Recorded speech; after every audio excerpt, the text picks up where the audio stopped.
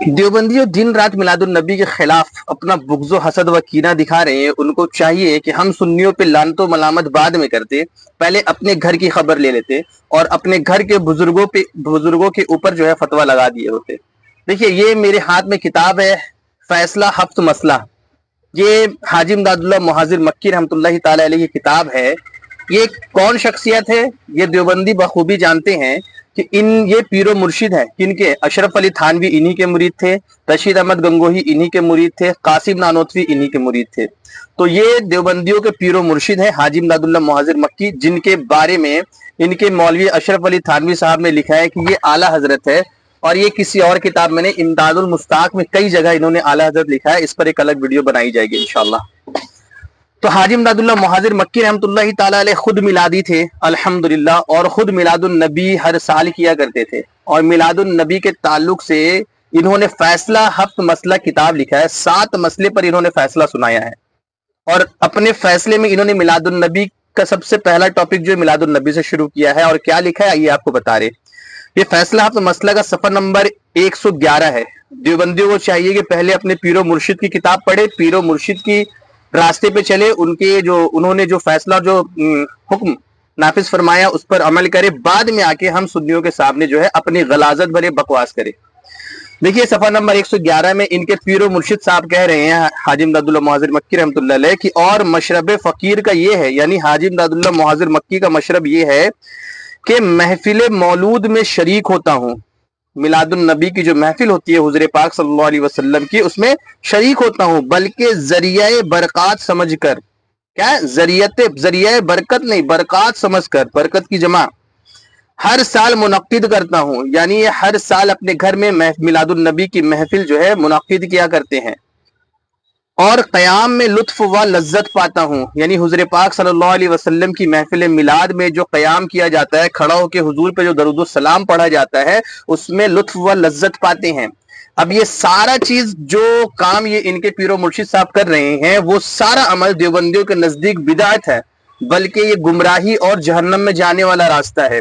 اب یہ بتائیے، آدمی پیر و مرشد پکڑتا ہے تاکہ جنت میں جائے، جہنم سے بچ جائے، گمراہیت سے بچ جائے، سنت کے قریب ہو جائے، اللہ رب العالمین کے قریب ہو جائے. اب جس کا پیر و مرشد ہی جہنمی ہو، گمراہ ہو، تو پھر وہ بدبخت ان کے پیر و مرشد، جو ان کے جو مرید یہ دیوبندی تھانوی گنگوہی اور امبیٹوی ہے، پھر ان کا کیا بنا ہوگا؟ اور جو اپنے پیر و مرشد کو ہی گمراہ قرار دے، ثم معاذ اللہ ان کے عمل کو بدعت قرار دے، پھر ویسا بدبخت مرید کا کیا بنا ہوگا؟ خیر بہرحال یہ اب دیوبندی ڈیسائیڈ کریں گے کہ دیوبندیوں کے پیر و مرشد گمراہ تھے، بدعتی تھے، جہنمی تھے ثم معاذ اللہ، یا پھر ان کو بدعتی، گمراہ اور جہنمی کہنے والے یہ دیوبندی بدبخت گمراہ اور بدعتی اور جہنمی ہے.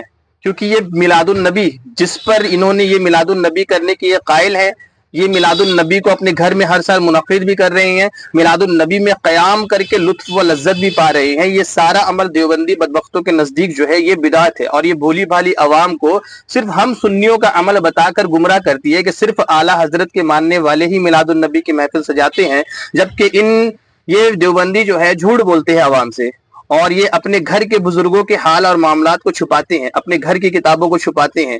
دیکھیے ان کے پیر و مرشد خود میلاد النبی منانے کے قائل ہیں الحمدللہ، اور ان کے پیر و مرشد سے پہلے جتنے بھی اہل سنت کے لوگ تھے وہ سارے لوگ میلاد النبی منانے کے قائل ہیں. چاہے شاہ عبدالحق محدث دہلوی سے لے کے محدث ابن جوزی 510 ہجری کے محدث تک، سب نے میلاد النبی پر کتابیں لکھی ہیں، میلاد النبی کے جائز ہونے کی اور ان کی فضیلتیں بیان کی ہیں، سوائے ان جو 100-150 سال پہلے یہ پیدا ہوئی قوم وہابی ہے، ان کے صرف یہی میلاد النبی کے خلاف ہے، ورنہ سارے لوگ حضور کے عشق و محبت میں اپنے آپ کو قربان کرنے کے لیے تیار رہتے ہیں.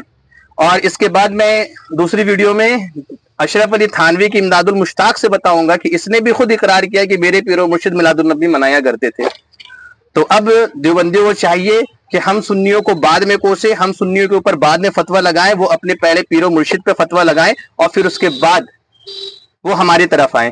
اگر وہ اپنے پیر و مرشد پہ فتویٰ نہیں لگا سکتے، اپنے پیر و مرشد کو بدعتی، گمراہ، جہنمی نہیں کہہ سکتے، تو پھر ان کو کوئی حق نہیں پہنچتا کہ کسی بھولے بھالے سنی کے سامنے جائے اور میلاد النبی کو بدعت اور گمراہی اور جہنم میں جانے والا راستہ بتائیں، کیونکہ حضور کی ولادت پاک میں خوشیاں منانا یہ مومنوں کی پہچان ہے، اور یہ اس سے مومنوں کے دلوں میں نور پیدا ہوتا ہے۔ میں انشاءاللہ الرحمن محدثین کی کتاب سے بھی اس کو بتاؤں گا کہ ائمہ اکرام نے کیا لکھا ہے کہ میلاد النبی منانے والے جو مومن ہوتے ہیں ان کے دلوں پہ نور پیدا ہوتا ہے، اور گمراہ بددین لوگ اس سے ذلیل ہوتے ہیں، جیسے یہ وہابی دیوبندی ذلیل ہوتے ہیں۔ السلام علیکم ورحمۃ اللہ۔